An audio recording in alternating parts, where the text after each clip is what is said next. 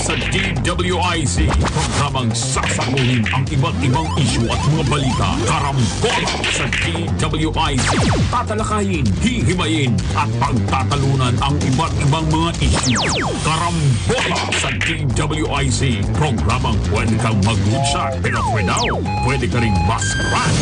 At ngayon, narito na ang inyong mga karambulista at ang programa Karambola sa DWIZ. Magandang umaga, Karambola ngayon, August 23 pa din. Conrad Banal. Maya-maya nandiyan na si paring Jonat de la Cruz at si Trixie Cruz Angeles. Ay, nako. Ngayon, Wednesday. Live pa rin tayo kahit Wednesday. www.dwiz882am.com. Yan po ang aming website. Pupunta kayo dyan, ida-download nyo yung DWIZ app. Pag na-download nyo na yan, pwede nyo nang mapanood sa inyong mobile phone. Whether iOS or Android ang Karambola. Live tayo sa Facebook.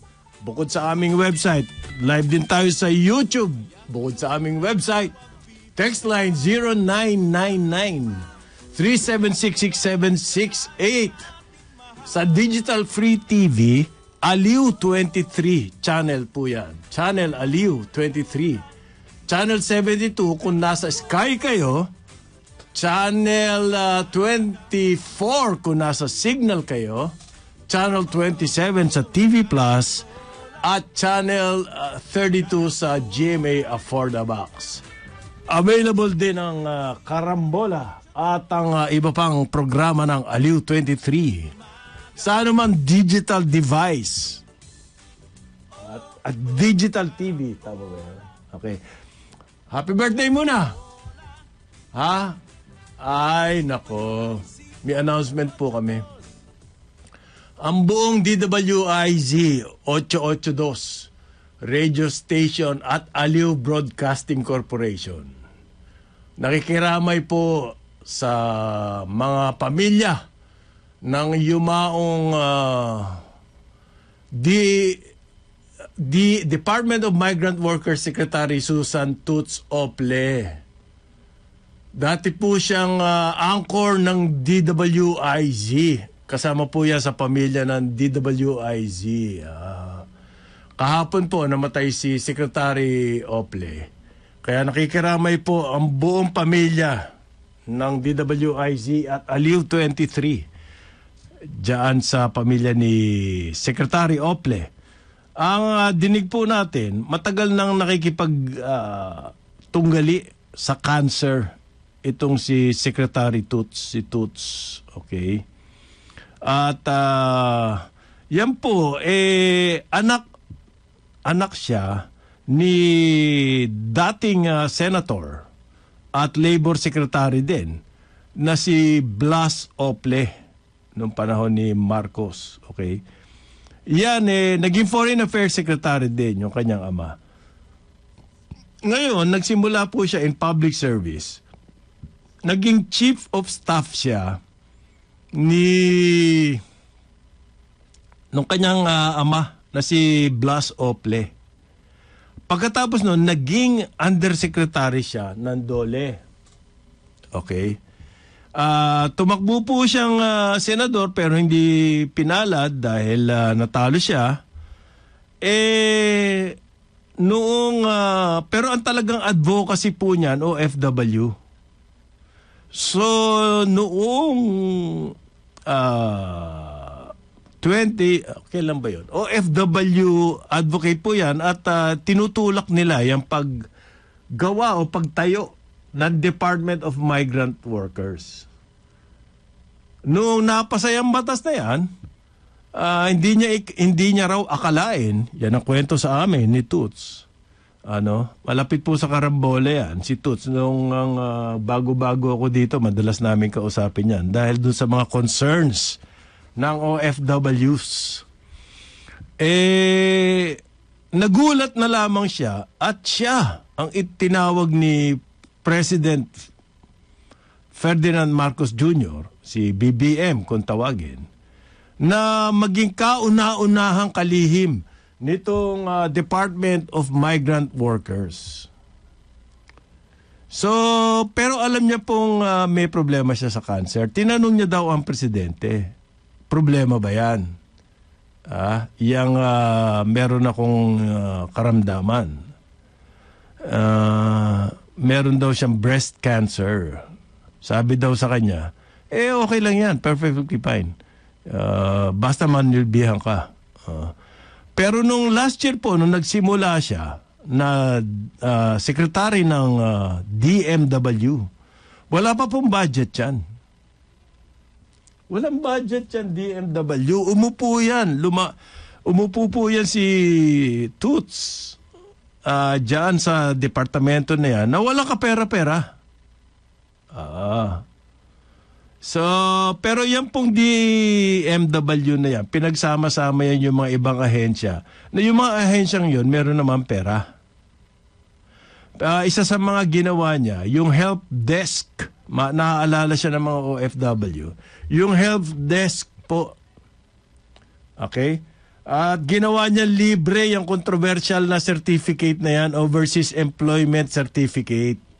Ginawa niyang digital. Digital, dati po problema ng mga OFW yan, napakahirap daw kumuha niyan. Katakot-takot na pahirap bago ka makakuha daw niyan. Ang ginawa nito si Toots, ginawa ng digital yan, digital, so therefore sa internet, pwede ka nang mag-apply, pwede mo na i-process, at ginawa niya libre. Okay? Iyang si Tutso, pag meron mga OFW in trouble, physically pumupunta yan abroad at nakikialam doon. Dahil siya ang nagtatag nitong, meron siyang center yung Blas Ople Policy Center, Blas F. Ople Policy Center and Training Institute. Siya po ang nagtatag niyan nung namatay yung kanyang ama. Yan NGO. At ang NGO na yan tumutulong sa mga OFWs. Okay? Lalong-lalo na against human trafficking. Okay. So nung maski hindi pa siya secretary, wala pa siya sa gabinete ni President Marcos, tumutulong po yan sa OFW at siya ay lumalakad mag-isa. Pumupunta doon abroad. Ganun ka-dedicated yan tao na yan. Kaya hindi tayo magtataka kung maraming nalulungkot sa pagpanaw nitong si Secretary Toots Ople. Isa pa po, gaano kalaking prestige ang binigay sa atin nitong si Toots.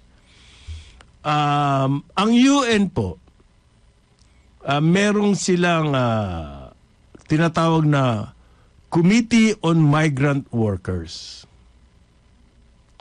Na doon po sa meeting niya noong Marso lamang, si Secretary Ople, Susan Ople, nagbigay po ng speech. At ang kanyang pinaglalaban pa rin, yung mga migrant workers, yung mga karapatan ng mga migrant workers. Ang situation po ng mga migrant workers, hindi pare-pareho. May mga lugar na okay naman sila. Meron din naman mga bayan na naaapi. Okay? Karamihan dyan sa Middle East po. Okay? Kasi mahigit sa 10 milyong Pilipino ang OFW.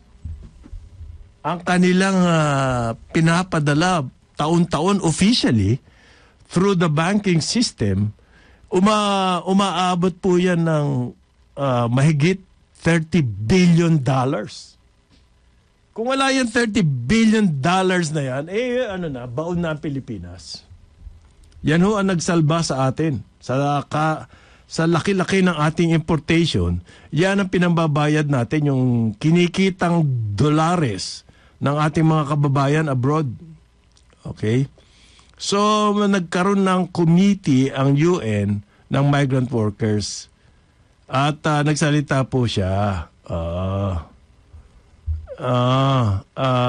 Na-elect po siya na pinuno niya ang Committee on Migrant Workers. Ang pangalan po noon, International Organization for Migration. Okay? Yan po yung UN agency. So ngayon, nagsasalita din po ang UN, ang Director General niyang tinatawag na International Organization for Migration, devastated daw po sila sa pagpanaw nito si Secretary Ople. Anong description kay Secretary Ople? Matulungin. Matulungin. Fierce. Fierce. Ibig sabihin yung fierce po hindi lang tapang yan may kahalong determination. Kapag sinabi mo fierce, yung determination, tapang. Isa pa dyan, napakasayang tao ho to, masayahing tao itong si Toots. Kung kilala nyo siyang personal, hindi, wala yung mga pigati, yung mga ganon sa kanyang mga pangungusap. Hindi ho siya nagsasalita ng masama tungkol sa ibang tao. Yan ang naobserbahan ko dyan kay Toots Ople. Tawag po sa akin niya, kuya ang tawag niya kay Jonathan, Manong Ang tawag niya kay Joel noon, Tito. Yan. Mirango yan Ay, napakalungkot nito. At ang ano pa ho nito, sabay, magkakasunod sila noong Hunyo lang. Yung kanyang dalawang kuya, yung si Blas Ople Jr., si June. Journalist po lahat yan, mga mamamahayag po yan, mga yan. At saka yung dating mayor ng Hagonoy, taga Hagonoy po ang mga Ople. Si Felix, kung tawagin niya Toto, Ople, namatay po 5 days apart lang. Yun na nga tapos ngayon, si Secretary Ople naman ang sa babalang buhay.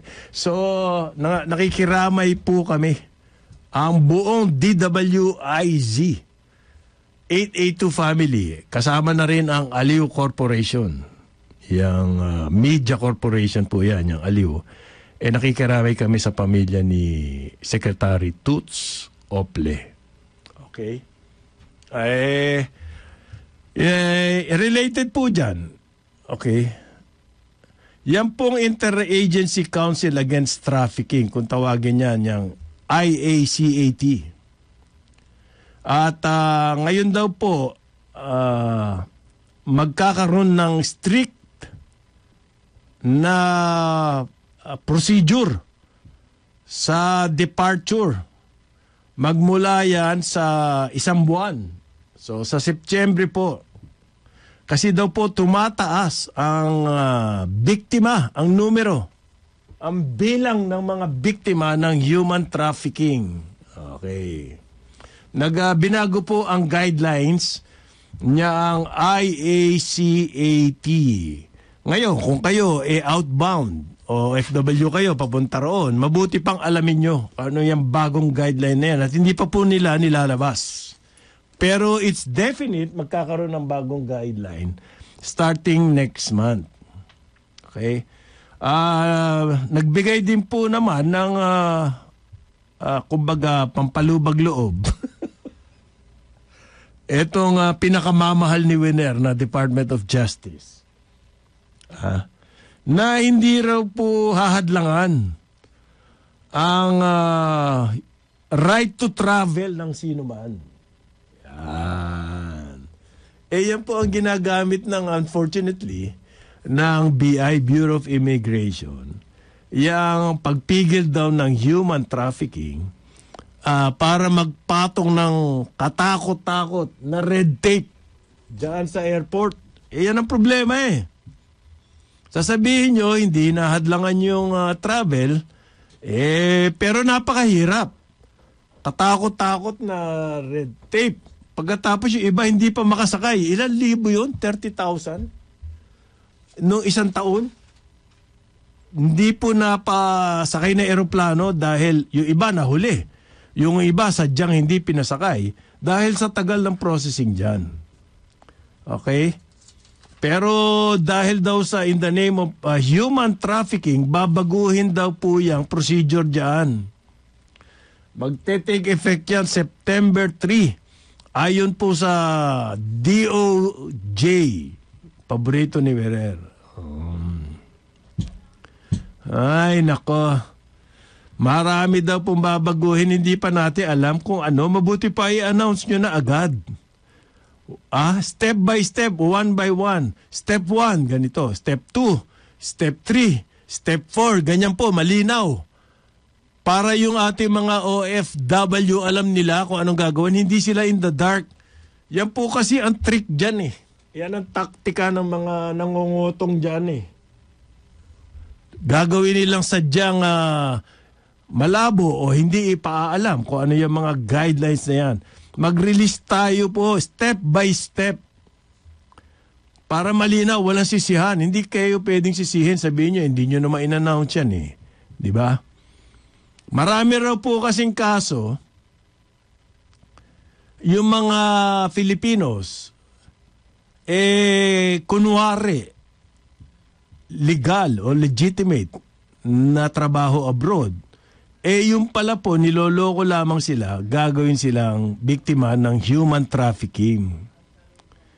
So, at pagkatapos daw po, ang gobyerno ends up, yan po ang explanation ng DOJ, na nililigtas sila abroad, a rescue mission.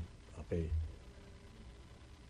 Kapag po ganyan na nangyayari sa human trafficking, may mga nakakalusot na ganyan, meron taong hindi ginagawa trabaho niya. Yung human trafficking, kahit na anong procedure gawin, ito po yung ganang akin. Kahit na anong procedure na gawin nyo dyan sa airport, ang human trafficking po, malulusutan yan. Gagawa't gagawa ng paraan. Malulusutan yan. Okay?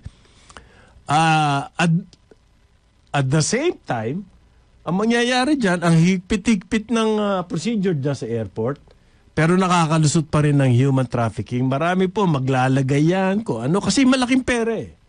So therefore, gagawa sila ng paraan. At may makakalusot at makakalusot. Para saan yung paghigpit nyo? Yung paghigpit nyo po, ang matatamaan yan, yung mga tunay na OFW na hindi victim ng human trafficking. Diyan ako hindi sang-ayon sa mga ganyang approach. Okay? Shotgun. May langaw na nakapasok sa bahay mo, kukuha ka ng shotgun, babarilin mo yung langaw. Abay, sisirain mo yung buong bahay. Diba? Ganyan po eh. Merong ilang nakakalusot. Sabihin mo na ilan. Ilan libo. Million niyang OFW natin. Kasasabi ko lang, 10 million. Ilan na nakakalusot sa human trafficking? Napag-aralan na ba natin? Pero hindi eh. Gagawin agad nila. Stricto. Para mawalan daw ng dahilan. Ang mga ito mga lumalabas ng bayan. So, thorough screening daw po ang gagawin sa kanila bago sila lumabas. Ay, nako. Inspection daw po ng basic travel documents. Okay yan. Diba? Talaga namang ginagawa yan eh. Ngayon, ang immigration officers, nakakatakot. Pwede daw pong magbigay o magtanong, clarificatory. Ayan, ako po. Yan ang nakakatakot dyan.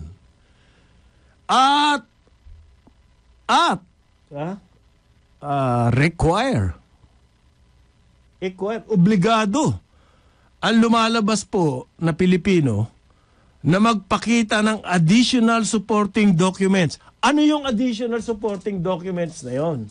Yun ang dyan tayo magkakaproblema. Babiyahe ka na nga eh. Saan ka kukuha ng additional supporting documents? Sa bahay, uuwi ka sa bahay. Saan sila kukuha ng additional supporting documents? Pero may limit daw po yan. Hanggang 15 minutes. So, every 15 minutes, sa isang oras, 4 lang ang mapoprocess mo. Bawat immigration officer. Sa 15 minutes, pagpalagay na ikonsumo nung immigration officer yung 15 minutes, Sa isang oras, isang oras lang ang pataan mo dyan eh. Kasi po, yung airport na yan, talagang busy yan. So, yung isang oras na yon na nakapila ka doon, paano yan?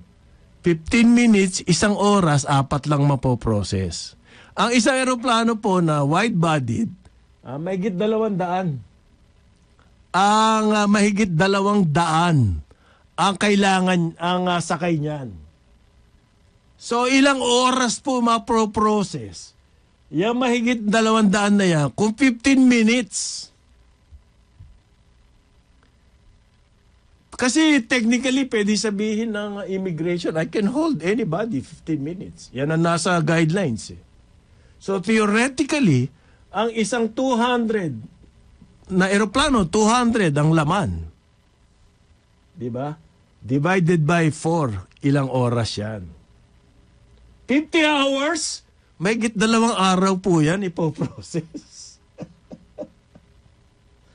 Ha? Ewan ko kung pinag-isipan ng gusto to eh. At meron pa silang pasubali na ang 15-minute period daw po ay magsisimula sa start ng interview ng secondary inspection officer. Ayan. Kalkulahin nga kaya natin, ilan ba ang masasubject sa secondary inspection? So, ayan ang buong bagong guideline. Meron daw secondary inspection. Okay. Sa ganang akin ho, ang panghuli ng human trafficking, sindikato yan eh. Okay?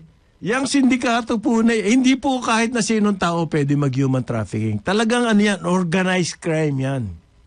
Yang human trafficking. And therefore, it is police work. Kapag kinakailangan nating solusyonan yung human trafficking doon mismo sa airport, too late ka na. Kailangan po, yung human trafficking, ang solusyon niyan, buwagin ang mga sindikato. At araw-araw may tinatayo yan. And therefore, araw-araw may ginagawa tayong intelligence work dyan. That's the most efficient way to do it. Kesa babarahin natin sa airport. Dami nga nang barado dyan sa airport. Hirap na nga. Nadidelay yung flights. Okay? Dahil nga sa kakulungan ng runway, isa lang ang runway natin. Okay? Yung mga, tapos limited pa, yung mga counter ng mga airlines. So, hindi makapagbukas ng maaga. Diba? Kasi magbubukas ka ng maaga, mauubusan naman ng counter yung ibang mga flights. Okay? Ang dami po limitation dyan sa airport and therefore, bakit doon sa airport, yung mga hakbang natin to prevent human trafficking? Yun ang di namin maintindihan eh. Hindi ba pwedeng wag na lang sa airport para naman na medyo maganda ang daloy ng mga pasahero dyan? 15 minutes. So, kailangan daw po may handa kayong dokumento. Yan ang sabi ng Bureau of Immigration. Kailangan may handa kayong dokumento pagpapatunay na kayong umaalis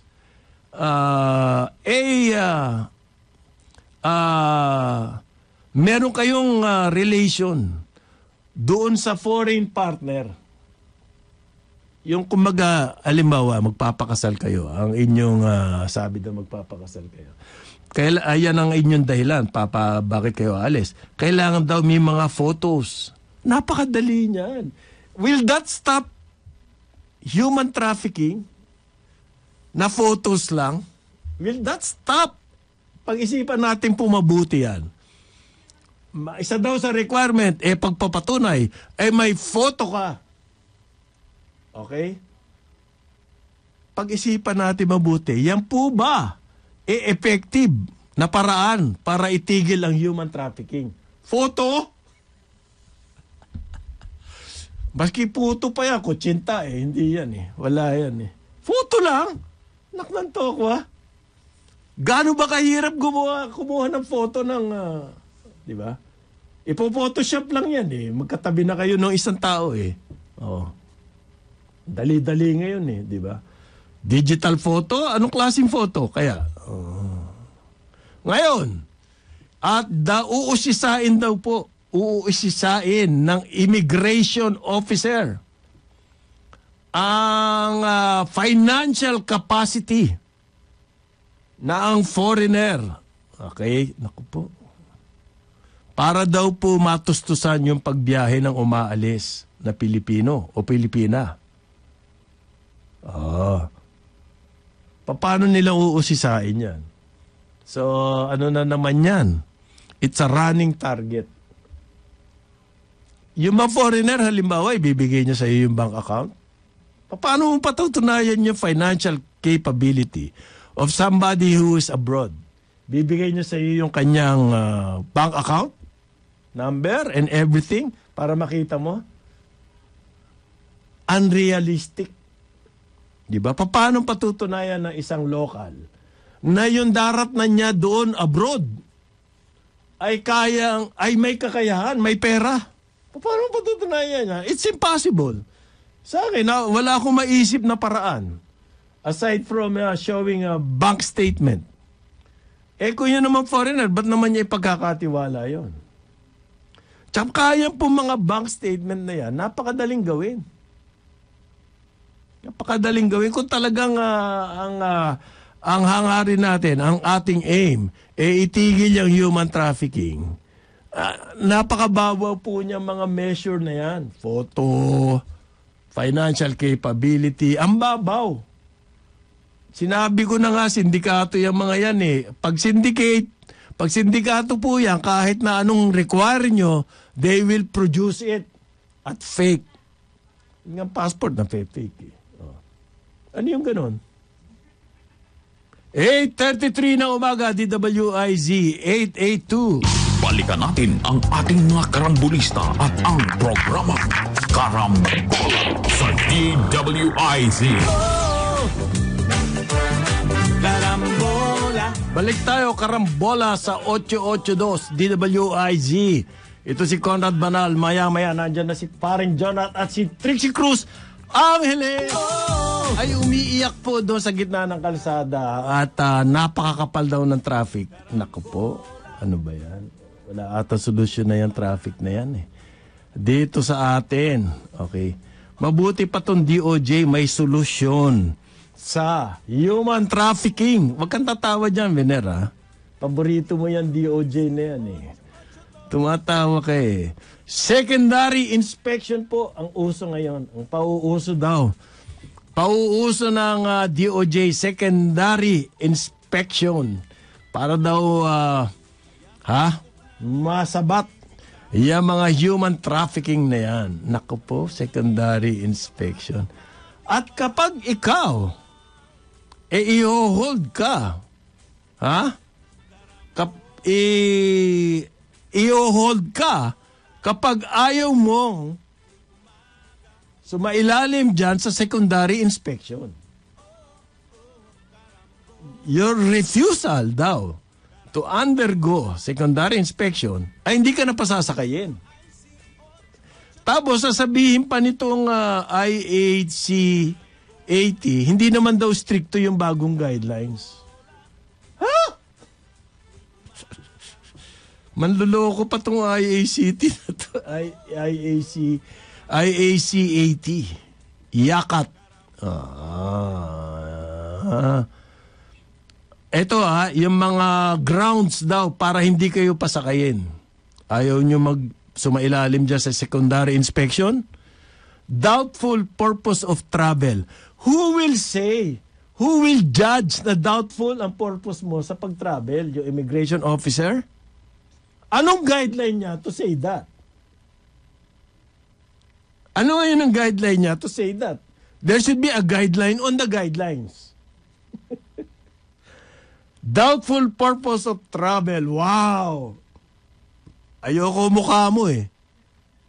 Doubtful ang purpose mo to travel. Hindi ka naman mukhang nurse.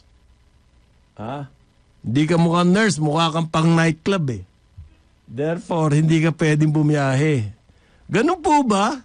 Yan po ba ang klaro daw ang guidelines? kulang na travel documents. Klaro yan. Klarong-klaro, kulang ang travel documents. No way. Next time ka na. Kulang ka eh. So, hindi na kailangan dyan ang katakot-takot pa secondary inspection and everything. Wala na. Klaro yan, out and out. Okay? Withholding material information about the travel. Wow. Withholding material. Paano mong malalaman na merong itinatagong material information? Diba? Dapat previously, alam mo na kung ano yung informasyon na yon. Para malaman mo itinatago sa iyo yan, alam mo na dapat yan. Kapag itinatago sa iyo kahit na anong bagay, at hindi mo alam yung bagay na yon, hindi mo alam na may tinatago sa iyo. Hindi ba ganun yan logic? Okay, itinatago ko po yung, meron akong tinatagong pera sa bulsa. So, hindi ko sasabihin sa iyo, may pera ako sa bulsa. O paano mo malalaman na may pera ako sa bulsa? So, paano mo malalaman that a traveler is withholding material information about the travel? Napaka-generic. Okay? Yan daw po, falsification, presentation of fake documents. Automatic yan. Ito ang sasabihin ko, paano mo nalaman fake yan? Paano mo nalaman na fake yung documents? Hindi lang fake na document, fraudulent, falsified, tampered. Okay. Yung tampered travel documents na yan, yung iyong passport, kapag may tama lang yan, pwedeng sabihin tampered. Pilosopuhan pwedeng gawin yan. Halimbawa kapag kayo, bumabiyahe kayo, pupunta kayo sa ibang lugar, may experience na akong ganyan, kasama ko isang newsman. Ayaw siyang papasukin. Dahil yung kanyang passport na-detach. Na-detach yung laman doon sa cover. US pa naman to, Guam. At sumakabilang buhay na yan, newsman na yan, kaibigan ko. Ayaw siyang papasukin, na-detach yun. So, ang tagal pa, nagtawagan and everything, matagal pa bago siya naipalabas. Okay? Kasi na-detach yung kanyang passport. So marami pong tampered travel documents. Maraming paraan yan para kayo ipitin ng immigration officer. Napakadami po niyan. At ngayon nakalagay pa officially sa guidelines ng IACAT. Ngayon, itong pinakamatindi.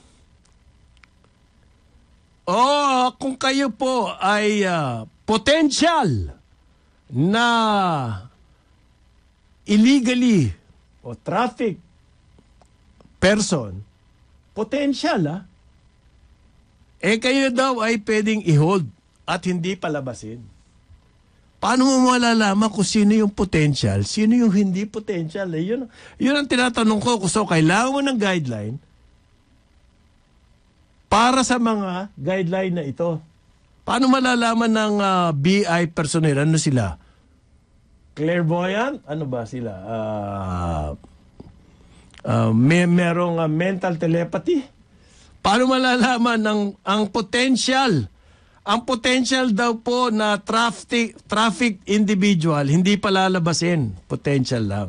Ito pa, kung kayo ay suspected na sumasali sa human trafficking, hindi kayo palalabasin. Suspected dyan, Unsuspected po, walang proof whatsoever. Nasuspechahan ka lang. Ang itsura mo, hindi ka naman itsurang nurse. Ang itsura mo, itsurang nightclub worker. Hindi ka na palalabasin.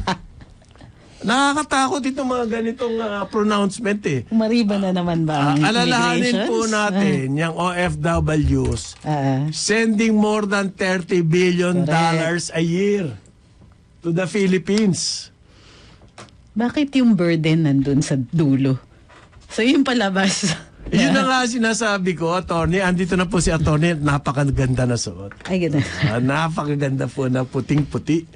Nakintabin, parang, Ay, hala, naiwan parang ko yung pencil. satin, no? Parang ganon. Parang ganon, napakakintab po. Kanya lang mainit ang ulo na traffic ata. Mainit talaga ulo. Mainit ang ulo. Namatay pa si Sec Toots. Oo. Ay, sama ng loob ko dun Ako, alam ba kapitbahay ko siya? Ano rin? Diyan sa Valle.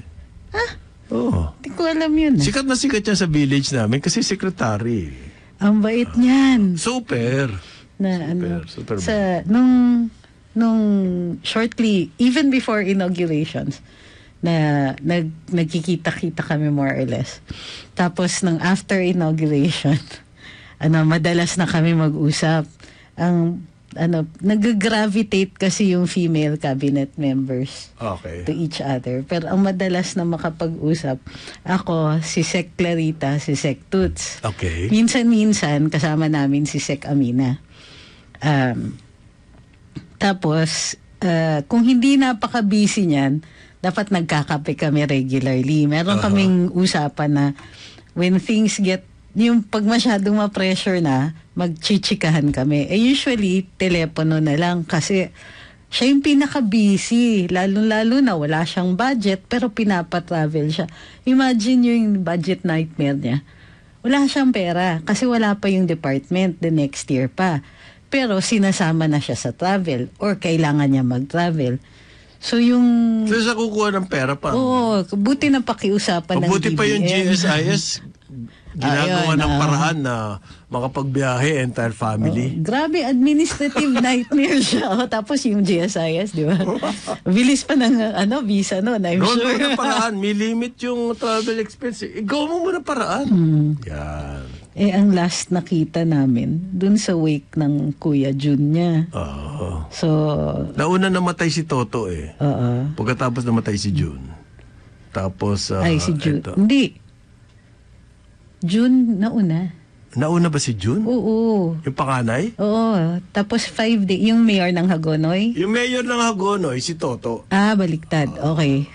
Basta yung 5 days apart lang. But June, we knew. Kasi during the week, sinasabi na niya na delikado din lagay ng isa niyang kapatid.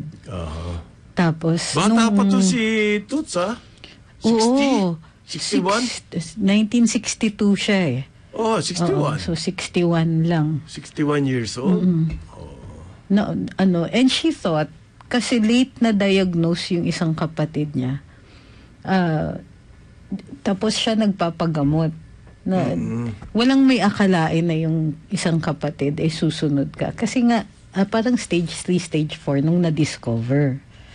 So, nung siya naman, during the week, hindi namin sinasabi, pero nung, binati ko siya, kamusta ka na? Masyado kaya atang busy. Harass. Tapos, nag-wellness leave siya kasi di ba namatayan na sila. Yung pala, she was again undergoing chemo.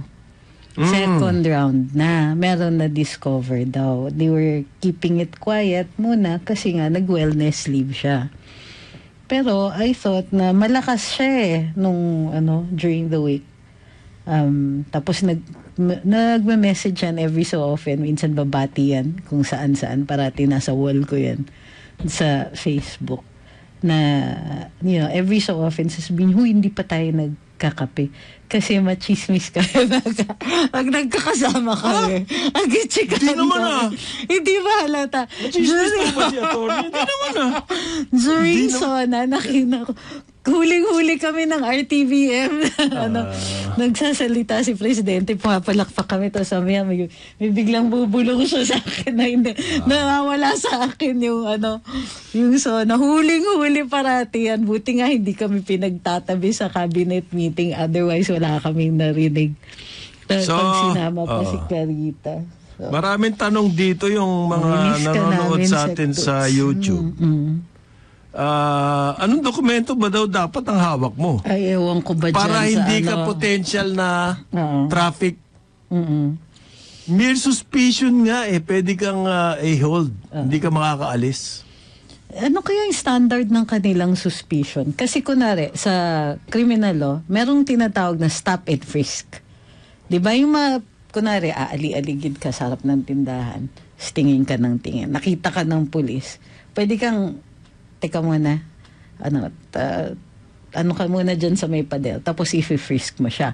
Ang standard para ma-require mo yung tao is reasonable suspicion.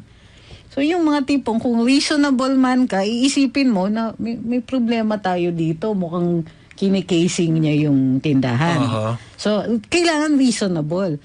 Ang standard sa immigrations? Wala nga eh. Ay, yun ang problema. So kailangan ng guideline, on the guideline. Kasi maintindihan mo, pagka foreigner, yung inaano nila, I hate to use the word harass, pero yung kini-question nila, kung foreigner yan, maintindihan mo.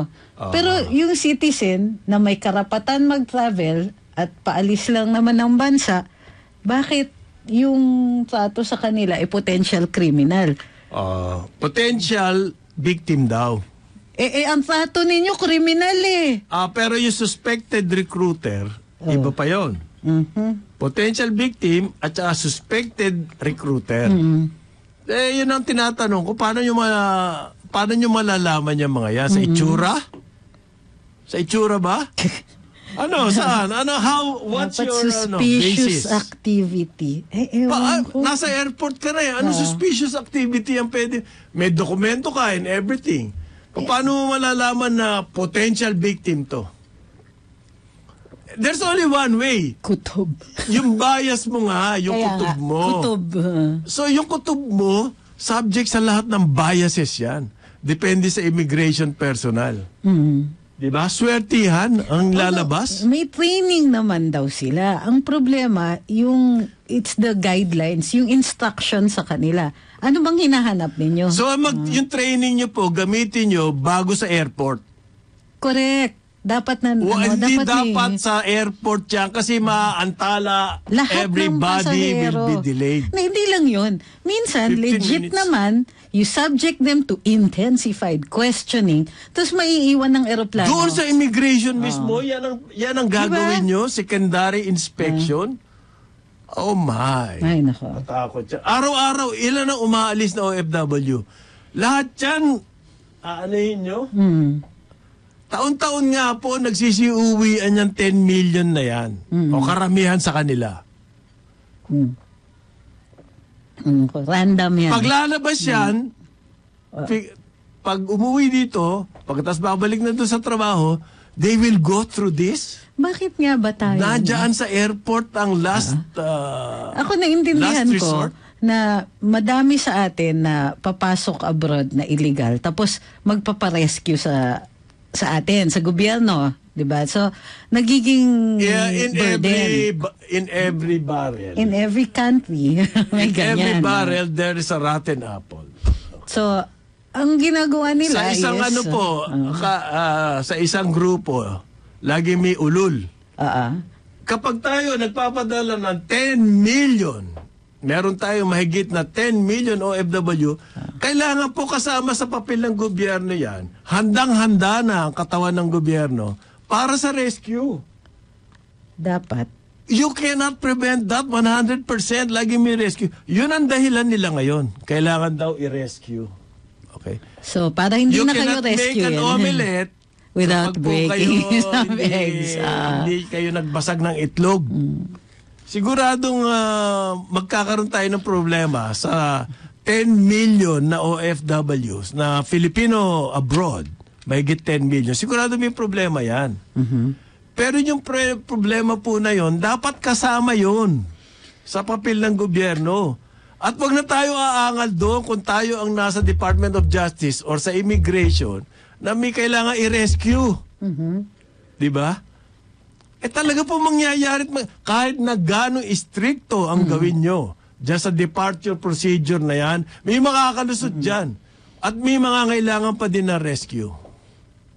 Always. Hanggang ngayon naman meron bakit natin pahihirapan yung ganyan iba? Nakastricto. Yung May iba rescue pa rin. Hindi ko, ang punto ho namin dito, yung paggamit ng shotgun to solve the problem.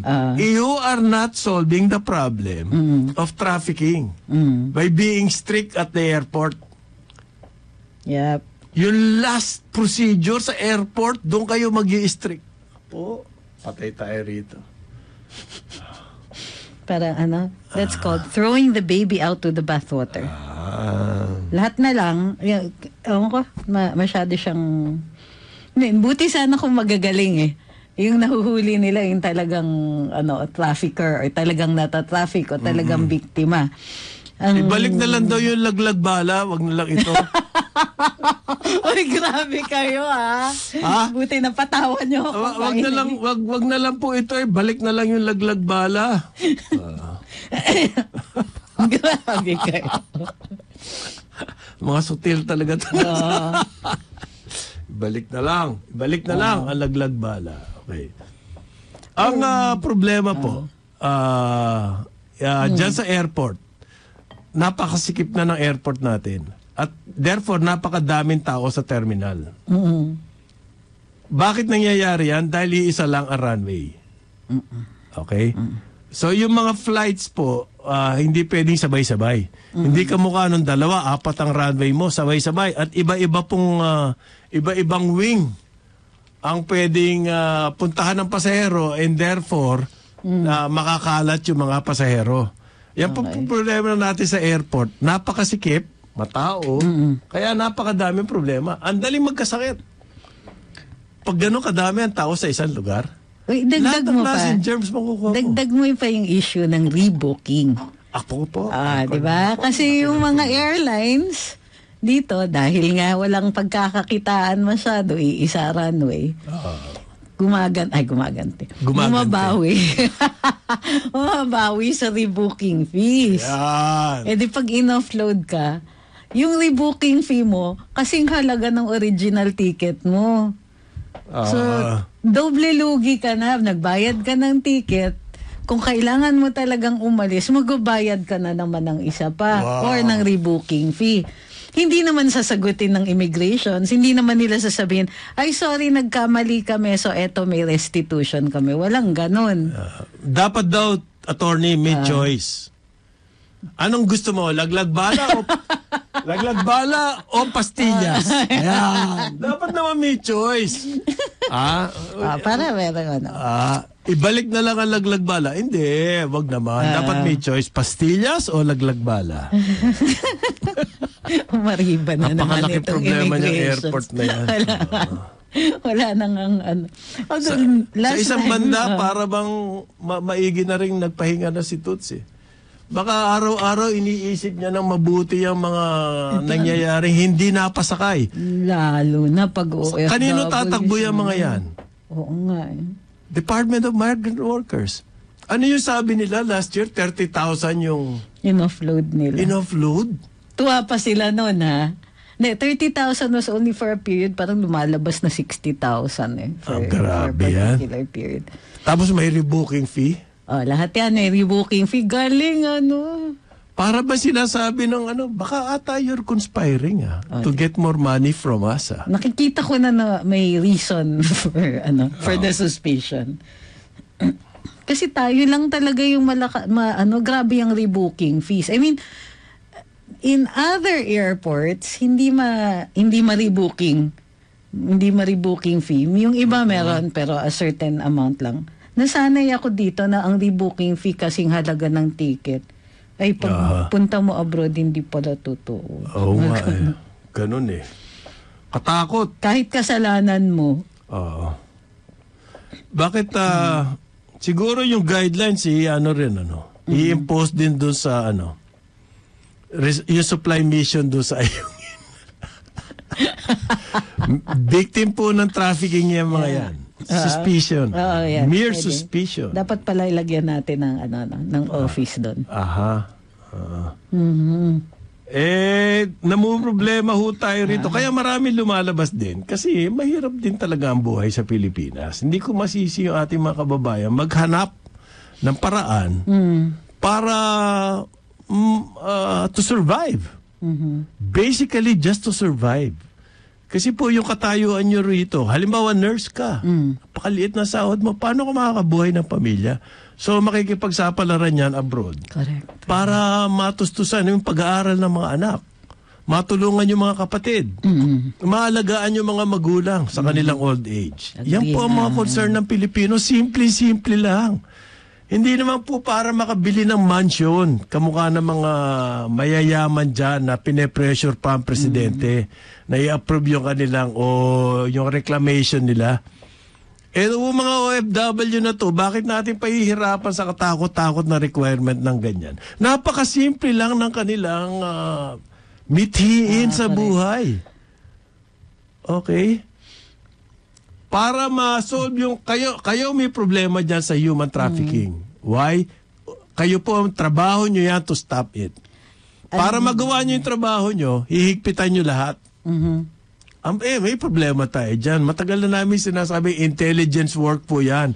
Kailangan buwagin yan sindikato. Sindikato po yung human trafficking na yan. Hindi iisang tao lang yan gumagawa niyan. Okay? So, kailangan nyo na, kung meron kayong konting intelligence, gamitin nyo para magkaroon ng intelligence work. That's the way po mabuwag to reduce. Kasi ang aim naman nila daw, just to reduce. By offloading 60,000 people, that's your way of reducing trafficking cases. Lahat-lahat. Diba? Talagang magiging target tayo ng mga sindikato dahil tayo as a policy, nagpapalabas tayo ng Pilipino to work abroad. So hindi malayo, hindi kataka-taka na maging target tayo ng human trafficking syndicates. At to prevent that, kailangan ng intelligence work. Nalagay na nga niyan, ganyan na sila ilan tens of thousands na ang na offload nila. Buhay na buhay pa rin ang sindikato. Ano bang papakita ninyo ba? Ano ba? Paano nyo masasabing effective yung ginagawa nyo? Buhay na buhay pa din. Masama niyan, yun dun sa 30,000, hindi sila sure. At saka ang tagal ginawa ng guidelines na to. Ay nako, mariba na naman kayo. Grabe. Bakit yung burden papatunayan ng pasahero na hindi siya biktima o hindi siya trafficker? Baliktad, di ba? Ikaw yung nagpapatunay, hindi legit ako. Si Mia naman. Yun daw sindikato, nasa government pa yun. Mia naman, ibig mo sabihin, kaya walang ginagawa, puro guidelines lang. Dahil yung sindikato, nasa gobyerno pa. IRR ba yan? Mia, bawa ka naman. Bawa ka naman sa mga Ay, nako. Ay, nako, talaga. Ano din yan sakit ng ulo yan ng migrant. Yun po ang kulang natin sa mga ganyan solusyon, police work. Anong ginagawa ng NBI? Nag-iintay ng complainant. Ayun, secret agent. Eto ba? Di ba? Ay, nako. Alam naman pala nila na may sindikato. Meron nga secret agent daw na NBI, may ID. Kanto ko secret agent siya, no? Confidential agent. Secret agent, pero may ID. May ID. Para sa inyo, sabi ko, para makapasok ng NBI. Para sa inyo ID. Pang-extort yun. Kasi wala kang proof na secret agent ka. Kailangan mo ng ID. Anak ko, nanto ko secret agent, may ID. Yung mga, yung secret agent, yung mga confidential agent, nagbabayad pa yan. May bayad? Yung mga civilians na gustong ipagyabang yung mga malalaki nilang baril, yung gano'n, sama sila sa raid, atin silang ID. May ID yan, Kaya, ka? Secret agent ako. Oo, ito ID ko. Yun para-paraan Kasi minsan manlilibre yan sa mga magpapautang yan para dun sa investigative work when they actually do investigative work. So, kasi walang ang liit-liit nung funds nila for the actual investigative work. 'Di ba kailangan mo magbayad ng ano bang tawag doon? Nung sources mo. Kailangan mong mag-cultivate ng mga mo sa loob. Kung talagang malaking problema 'yan, bakit wala man lang task force to solve the human trafficking? Why are we solving this supposedly huge problem that we're offloading 60,000 Filipinos last year. Kung ganyan kalaki ang problema na yan, at yan ang naging resulta, we offloaded 60,000 people. Bakit walang task force na masinsinan na isolve yan? But sinosolve natin yan through guidelines. Ay, gawin. AIDS yan eh. Ay, ano ba yan? Investigative AIDS. Anak ng to, kung buhay to. Nagbabalik ang karambola. Alas natin, 9:04 ng umaga. Karambola sa DWIZ.